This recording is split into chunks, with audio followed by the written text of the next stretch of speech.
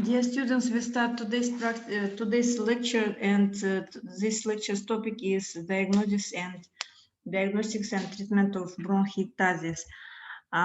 We intend to discuss main diagnostic principles and principles of treatment of bronchiectasis in adult patients.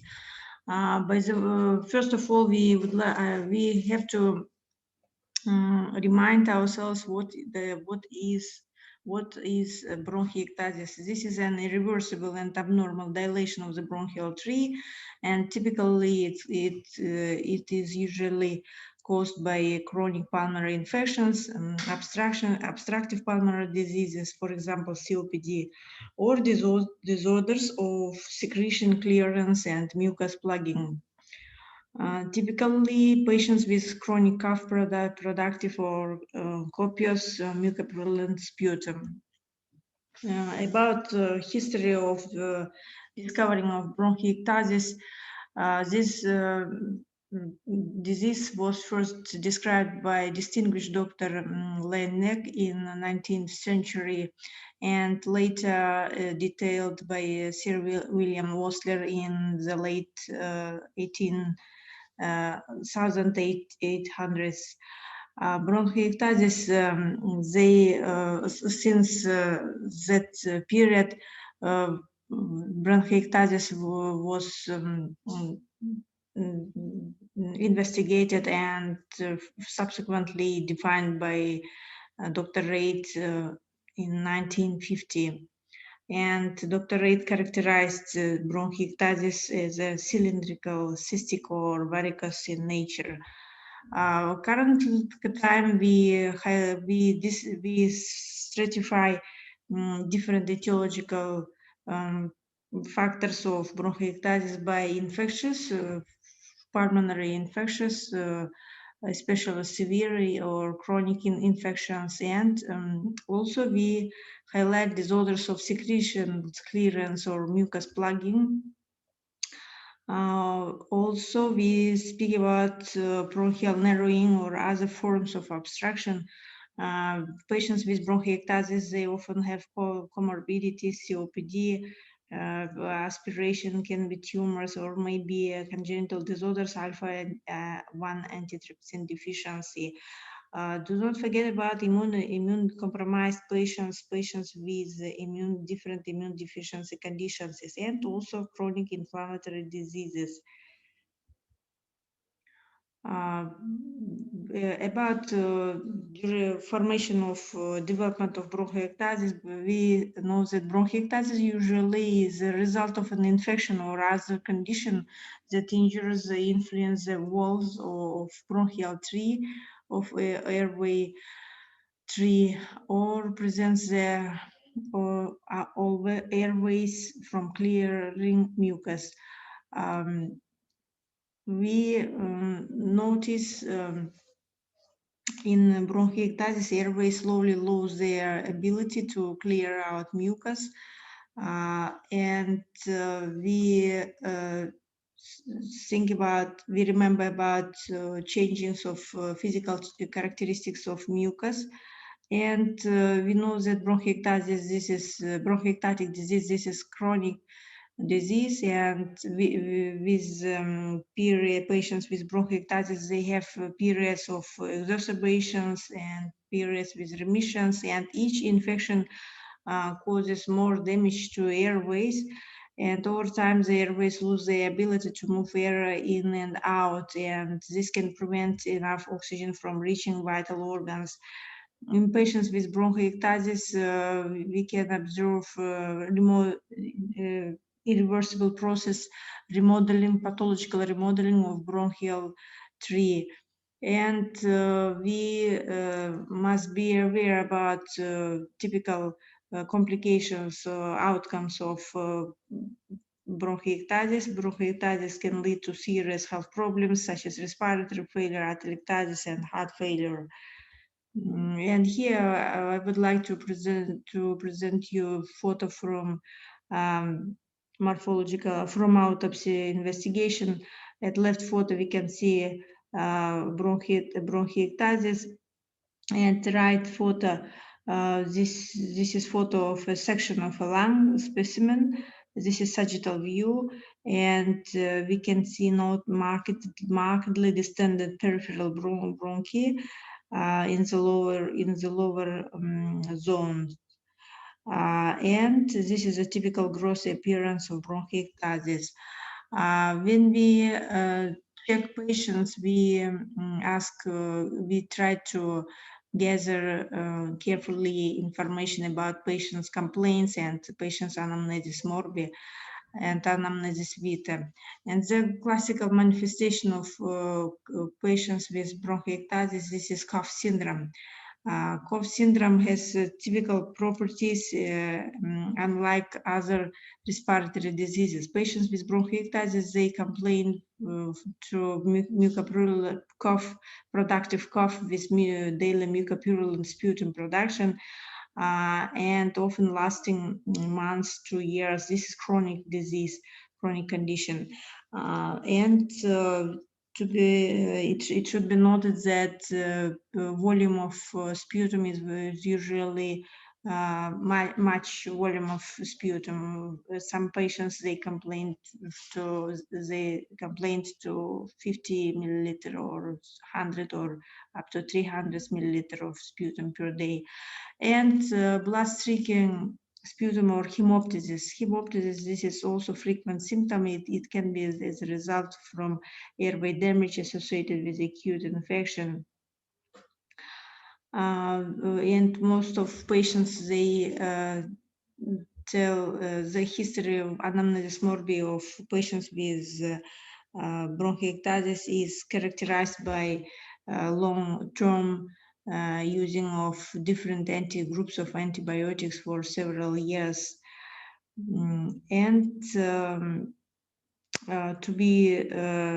It should be noted that bronchiectasis, it can be as a clinical manifestation of cystic fibrosis. Let's discuss about main groups of clinical symptoms in patients with bronchiectatic disease. Sputum it is typically produced in a daily basis in majority of patients and is typically mucoid and relatively odorless. But during infectious exacerbations, however, sputum becomes purulent and may develop an offensive odor.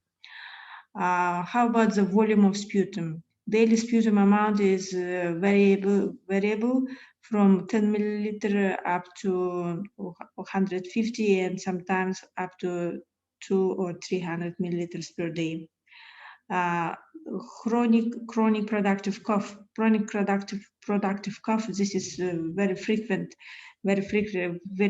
symptom occurring in up to 98% of patients. Hemoptysis. Hemoptysis is also a frequent symptom, and this symptom is manifested by blood flecks in the patient's usual purulent sputum. This symptom is the factor. This factor usually contributes applying patients to a doctor. About bleeding is usually originated from dilated bronchial arteries, which contain blood at systemic pressures, and therefore massive hemoptysis may occur, but it is rarely a cause of death. Wheezing, this symptom also frequent symptom is related with narrowing of bronchial lumen and onset of bronchial obstruction. Next symptom, possible symptom, pleuritic chest pain. It is not a very frequent symptom. This is an intermittent finding And this symptom is most commonly secondary to chronic coughing, but it also occurs in the setting of acute exacerbation. About dyspnea, this symptom or probability of onset of dyspnea increases by the increasing the period, the duration of disease, and it can occur in as many as 72% of patients, and typically dyspnea occurs in patients with extensive bronchiectasis. Marked dyspnea is more likely to be secondary to concomitant illnesses such as chronic bronchitis or emphysema. About clinical features, we perform auscultation. At objective examination, we can find out crackles and bronchi, wheezing due to bronchial obstruction syndrome, and bronchophonia. But bronchophonia is typical. It is not a very frequent symptom. It is typical for advanced disease, stage of disease. Rhinosinusitis can be in patients with bronchiectasis. Dyspnea is frequent symptom. Hemoptysis, non-specific symptoms, fatigue, weight loss. By the way, bronchiectasis, this is chronic disease, and usually patients, they have weight loss, and objective examination can reveal pale face due to development of secondary anemia. Clubbing of nails can be found in patients with bronchiectasis. During exacerbations of bronchiectasis, recurrent bouts of pneumonia and acute bacterial infection of sections of dilated bronchi can be, and frequently due to Pseudomonas aeruginosa. At objective examination, we usually find low-grade fever and increased production of mucus above baseline. About objective examination, physical examination, we during auscultation of lungs, we usually find crackles and rhonchi. Maybe scattered wheezing. At objective examination, we can find as digital clubbing symptom, and presence of cyanosis and plethora. They are rare findings secondary to polycythemia from chronic hypoxia, and these symptoms, they are not specific for bronchiectasis only, and we usually find these symptoms at advanced stage of disease. Instrumental and laboratory tests are necessary for obtaining evidence of bronchiectasis. We refer patients to lung imaging tests, chest X-ray, and computer CT tomography. Chest X-ray, this is initial test. We can find out inflammation and fibrosis of bronchial walls lead to appearance of parallel tram tract lines. Sometimes we can find out thin walled cysts, possibly with air fluid levels, and late stage bronchiectasis, honeycombing. But chest X-ray, plain chest X-ray is not is incapable to find evidence of bronchiectasis at early or stage of disease. That's why we refer patients to high resolution CT, chest CT, because this instrumental test can obtain more accurate imaging. We usually find dilated bronchi with thickened walls, and a specific symptom of bronchiectasis. This is signet ring appearance symptom and tram tract lines. Cysts, especially bronchial ends in lower lobes, and honeycombing. But honeycombing symptom, this is a symptom of end stage of bronchiectasis. And about other tests, we refer patients to laboratory tests, sputum culture and smear test to determine infectious etiology. These test results are useful for pharmacotherapy. Blood tests, they find blood tests, they find non-specific changes, anemia, and increasing of the white blood cells and increasing count of neutrophils. In some patients, we check HIV test, genetic testing for cystic fibrosis, immunoglobulin quantification to determine other possible etiologies. About pulmonary functional tests, findings consistent with obstructive pulmonary disease (COPD. We find decreased ratio FEV1 by forced vital capacity. About bronchoscopy is helpful to visualize tumors, for example, foreign bodies or other lesions. May also be used in combination with bronchoalveolar lavage to obtain specimens for staining and culture. Complete blood count CBC test is in patients with results of CBC test in patients with bronchiectasis usually abnormal. As I told previously, we usually we can find anemia, elevated white blood cells count, and increased percentage of neutrophils, increased percentage of eosinophils in the. It can be found rarely. At advanced stage of disease, we usually find secondary polycythemia, secondary to chronic hypoxia. About sputum analysis, we refer patients to several types of sputum tests. The first is general sputum test. We usually find out Dietrich plaques, small white or yellow concretions. Gram stain and culture results, they may reveal evidence of microorganisms, including Pseudomonas aeruginosa species, Escherichia coli. So the Gram stain and culture tests of sputum, they are useful for subsequent taking decision of subsequent pharmacotherapy with appropriate antibiotics. And also we refer patients to sputum specimen to other tests. First of all, to tuberculosis and fungi in some clinical suspicion. Computer tomography.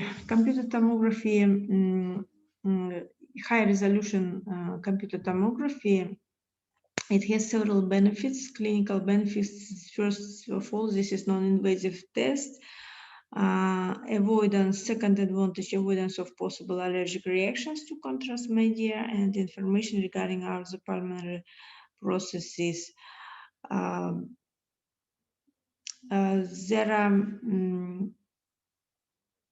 So this is very important that unlike bronchiectasis, the chest X-ray, it cannot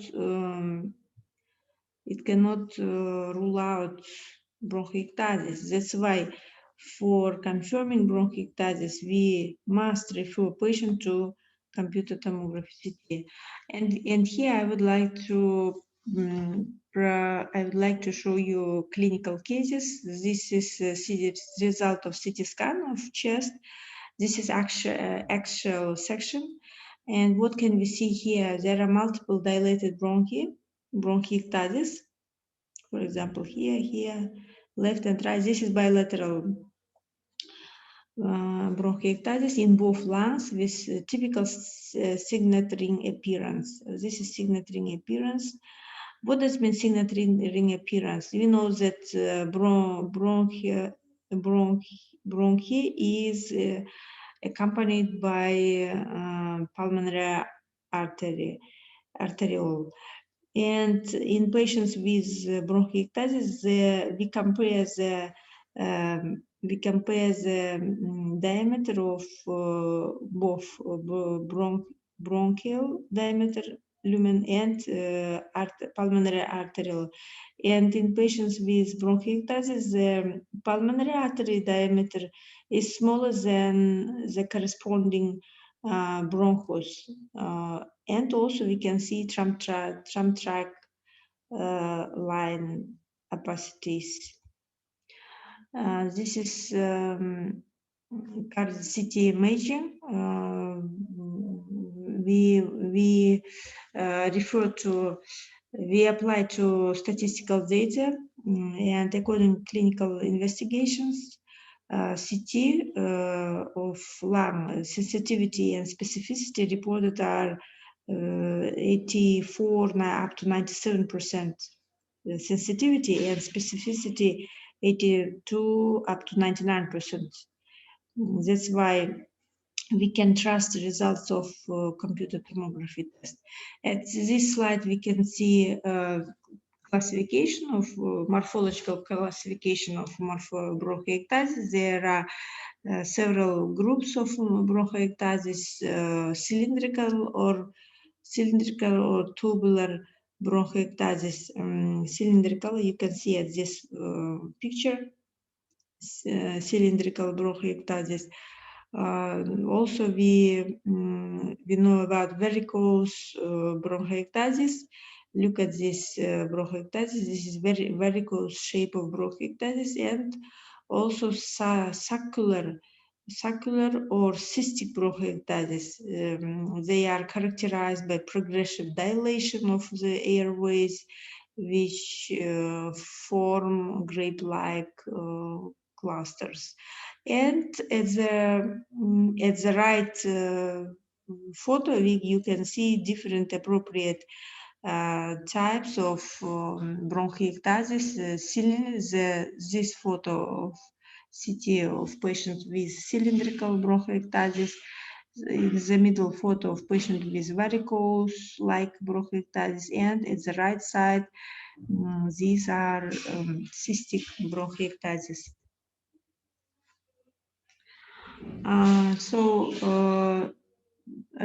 At this picture, there are several clinical cases with appropriate changes with different kinds of bronchiectasis. So, for example, at this photo, we can see an enhanced chest CT.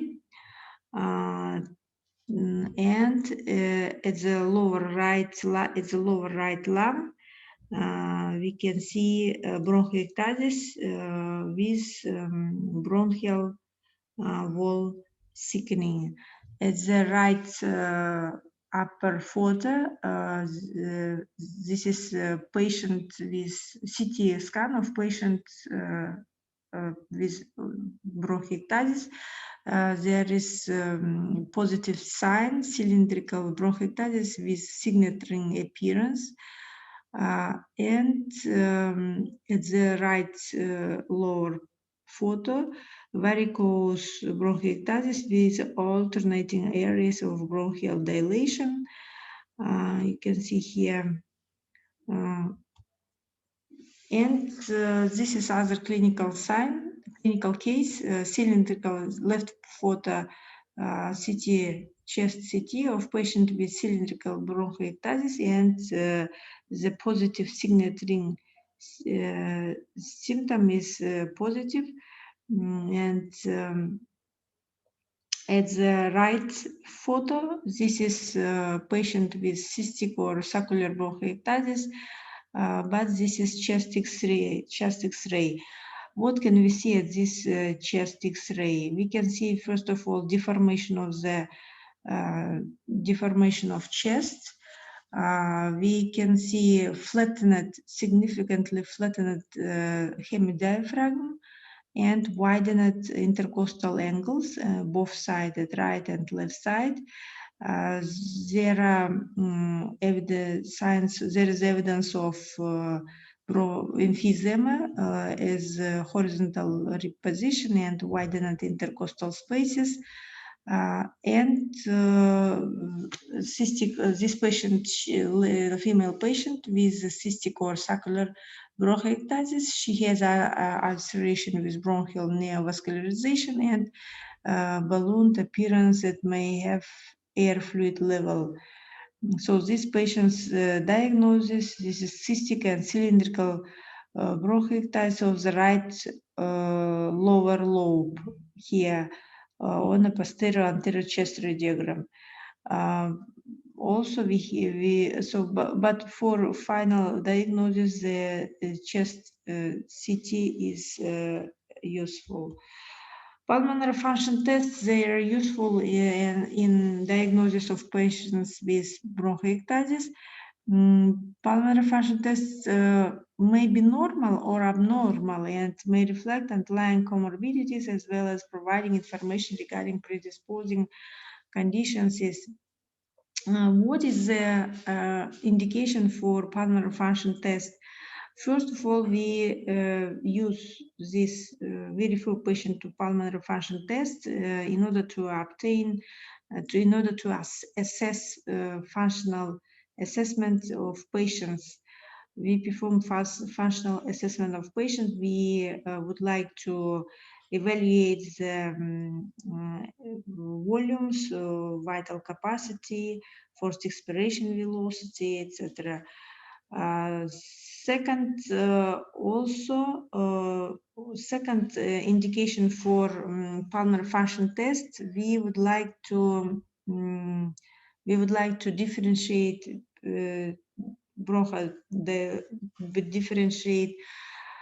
bronchiectasis from bronchial asthma. In order to perform differential diagnosis, we refer patient to bronchodilation test. Bronchodilator test is usually negative in patients with bronchiectasis. We know that obstruction in bronchiectasis is not usually reversible with bronchodilator therapy. That's why bronchodilation test will be negative. Treatment of patients with bronchiectasis, we know that bronchiectasis, this is chronic disease. Chronic disease with permanent anatomical malformation and therefore cannot be cured fully. But what is the which groups of treatment approach do we know? There are two main approaches: conservative and invasive procedures. Conservative treatment includes include pharmacotherapy and non-medication therapy. Non-medication therapy means bronchopulmonary hygiene, chest physiotherapy, breathing exercises, postural drainage, etc. Pharmacotherapy includes antibiotic therapy during exacerbations, vaccinations, and bronchodilators. Of course, do not forget about recommendation of smoking cessation.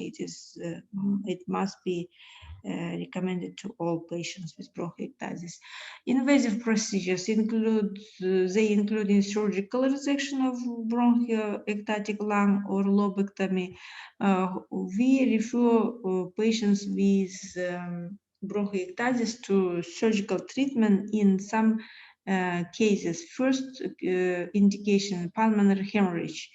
Hemorrhage in viability of bronchus and substantial sputum production in unilateralized bronchiectasis. Second group of indications, patients with localized disease and a high exacerbation frequency despite optimization of all other aspects of the bronchiectasis management. Invasive procedures include also pulmonary artery embolization. Embolization is indicated in pulmonary hemorrhage as an emergency approach, and lung transplantation should be considered in severe disease and stage of disease. Management of bronchiectasis, we must we must educate also patients, and we must explain patients main principles of principles and aims of treatment. We try to prevent exacerbations and suppress acute and chronic bronchial infections. We try to improve mucociliary clearance and decrease impact of structural lung disease. In management of bronchiectasis aims to decrease rate of or likelihood of exacerbations, to diminish clinical symptoms, improving of quality of life, and decreasing risk of future complications such as lung function decline and severe exacerbations. Pharmacotherapy of bronchiectasis depends on the presence or absence of exacerbations. At acute exacerbations of bronchiectasis, we usually prescribe antibiotics. Antibiotics with 14 days, approximately 14 days of antibiotic treatment. About long-term antibiotic treatment, more than 3 months duration, with duration 3 months and more, we usually prescribe long-term antibiotic treatment for treating adult bronchiectasis patients who have very frequent and severe exacerbations, more per year. So this it's the selection choice of antibiotic treatment depends on laboratory results of sputum culture test. For example, we select macrolides for patients with bronchiectasis and chronic pneumonia aeruginosa infection, and we prescribe also macrolides in addition or in place of an inhaled antibiotics for adults with bronchiectasis and chronic pneumonia aeruginosa infection who have a high exacerbation frequency despite taking an inhaled antibiotics. About long-term macrolides, for example, azithromycin, they are indicated for adults with bronchiectasis but not infected with pneumonia aeruginosa. And long-term treatment with oral antibiotics they recommended for adults patients with bronchiectasis not infected with pneumonia aeruginosa, in whom macrolides are contraindicated, not tolerated, or ineffective. So these recommendations, treatment approach, they have been recommended by European Respiratory Society guidelines in 2017. And looking at this picture, we notice that main treatment approach of bronchiectasis depends on results of sputum culture test, and we stratify patients with bronchiectasis to pneumonia aeruginosa infective positive and negative test. So depending on this culture test, we will select appropriate antibiotic treatment. About other groups of medications, patients with bronchiectasis, they need long-term treatment with bronchodilators, mucoactive drugs. Bronchodilators, we prescribe long-acting bronchodilators for adults with bronchiectasis.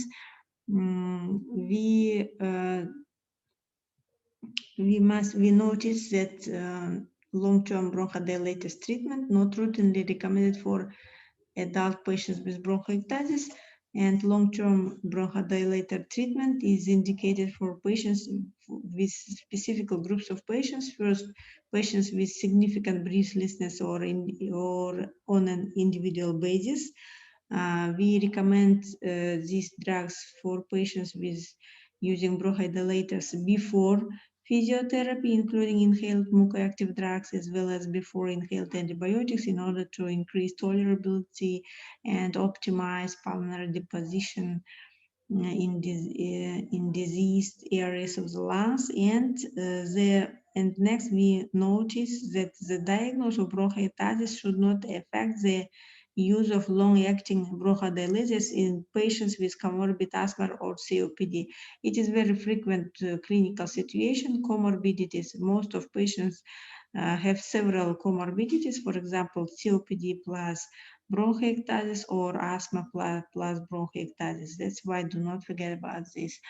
About next group of medications, long-term mucoactive treatment, more than 3 months in adult patients with bronchiectasis, they are offered these medications. They are offered to patients who have difficulty in expectorating sputum and poor quality of life, and where standard airway clearance techniques have failed to control symptoms. In treatment approach includes also regular physiotherapy. Regular physiotherapy, it is a common belief that physiotherapy can improve mucus clearance and decreasing lung inflammation, the risk of infection. So this is not expert opinion. This is results of clinical investigations, and here you can see references for them. Moreover, this regular physiotherapy approach, it is usually well accepted by patients. This photo, you can see postural drainage, and postural drainage depends on the localization of bronchiectasis, and depending on different localization of bronchiectasis, patients, they use appropriate position of the body. Regular physiotherapy, airway clearance and or pulmonary rehabilitation. It is a common belief that physiotherapy can improve mucus clearance and decrease inflammation and risk of infection. And to be honest, results of clinical studies, they have detected, they have confirmed that airway clearance technique, for example, breathing techniques, and so they have improved not only clinical symptoms, also laboratory symptoms. Patients who have used regular physiotherapy, they have shown better laboratory results. That's why we must take into account this evidence-based information. Complications of bronchiectasis, the most important complications of bronchiectasis include recurrent bronchopulmonary infections, chronic, they lead to chronic obstructive pulmonary disease, respiratory failure, and core pulmonary as an end stage of disease. Complications include also pulmonary hemorrhage, massive hemoptysis, and lung abscesses. Prevention of bronchiectasis is divided in two groups, primary and secondary. Primary prevention means the antibiotic control of bronchial and pulmonary infections in predisposed groups of patients. Secondary prevention means long-term low-dose macrolide treatment. Let's make conclusion. Take home messages. Bronchiectasis is an irreversible and abnormal dilation in the bronchial tree that is generally caused by cycles of bronchial inflammation in addition to mucus plugging and progressive airway destruction. Although the widespread use of antibiotics has made bronchiectasis rare, condition such as cystic fibrosis, severe or protracted pneumonia, immune deficiency, COPD continue to cause it. And the most important clinical findings in chronic cough with copious mucopurulent sputum. And other symptoms may include dyspnea, rhinosinusitis, and hemoptysis. Physical examination reveals crackles and bronchial auscultation, often accompanied by wheezing. High-resolution chest CT is the best diagnostic test, and it shows thickened bronchial walls, a signature appearance, and tram track lines. Treatment of bronchiectasis focuses on alleviating symptoms and preventing exacerbations and includes pulmonary physiotherapy and antibiotics to treat underlying infections. In rare cases, massive hemoptysis may complicate bronchiectasis and necessitate surgery or pulmonary artery embolization. This slide includes a list of references I have used for preparing for current presentation. Thank you very much for your attention. Do not hesitate to ask your questions.